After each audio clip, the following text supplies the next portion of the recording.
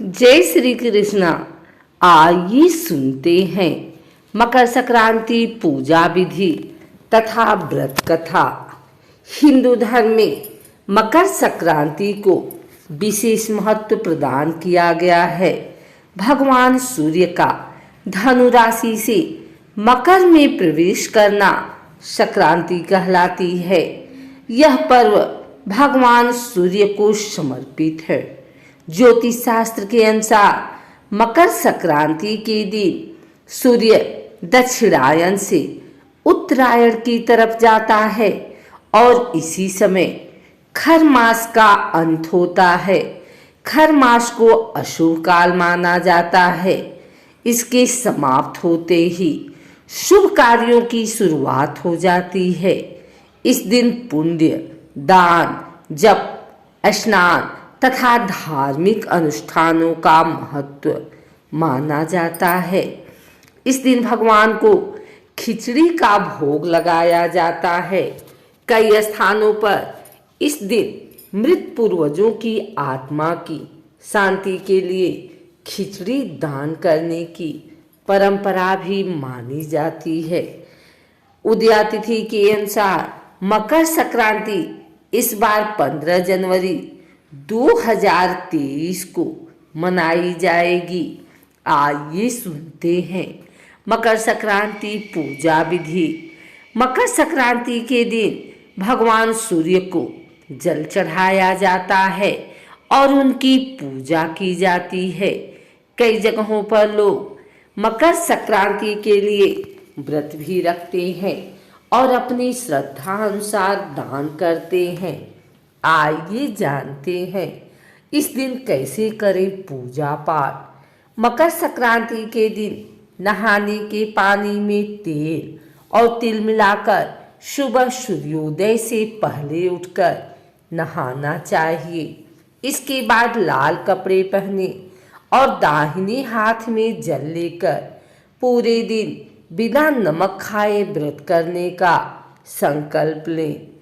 सूर्य देव को तांबे के लोटे में सुबह के समय शुद्ध जल चढ़ाएं।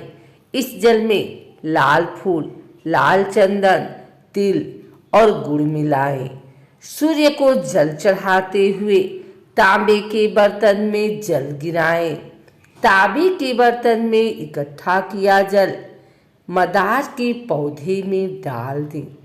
जल चढ़ाते हुए ये मंत्र बोलें, ओम घृणीं सूर्यादित्याय नमः। इसके बाद सूर्य देव की स्तुति करें और सूर्य देवता को नमस्कार करें।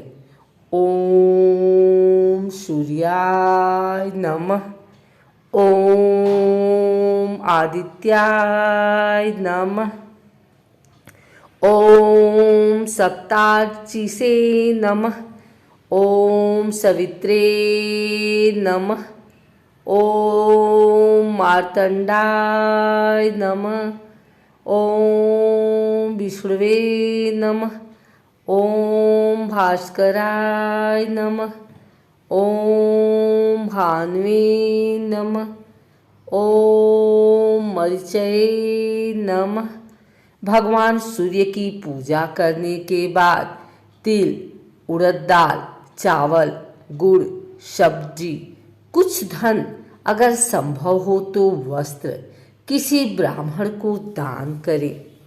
इस दिन भगवान को तिल और खिचड़ी का भोग लगाना चाहिए और ब्राह्मण को भोजन करवाना चाहिए।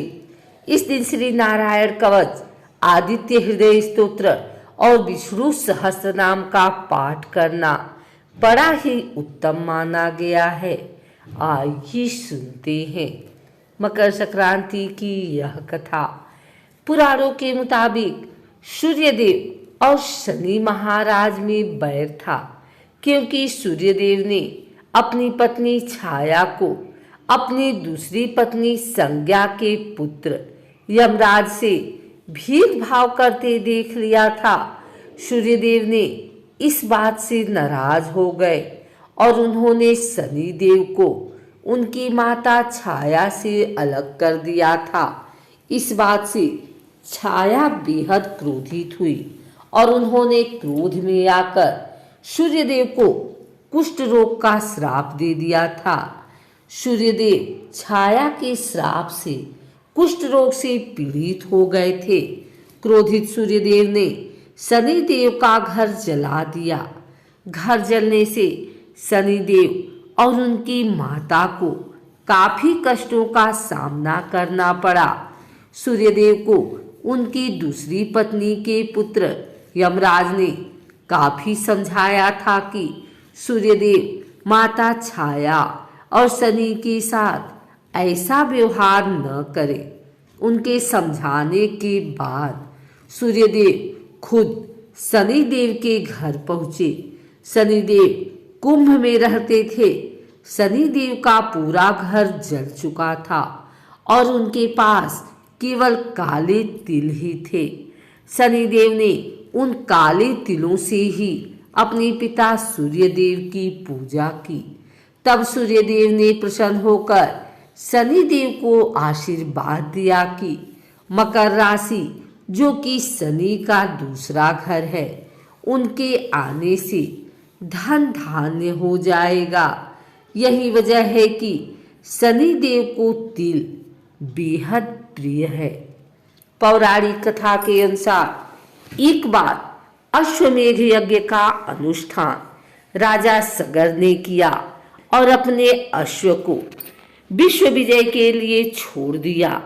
उस अश्व को छल से इंद्रदेव ने कपिल मुनि के आश्रम में बांध दिया। जब राजा सगर के 60,000 पुत्र कपिल मुनि के आश्रम में युद्ध के लिए पहुंचे तो कपिल मुनि ने श्राप देकर उन सबको भस्म कर दिया। राजकुमार अंशुमान राजा सगर के पोते ने कपिल मुनि के आश्रम में जाकर विनती की और अपने बंधुओं के उद्धार का रास्ता पूछा। तब कपिल मुनि ने इनके उद्धार के लिए गंगा जी को धरती पर लाने को कहा।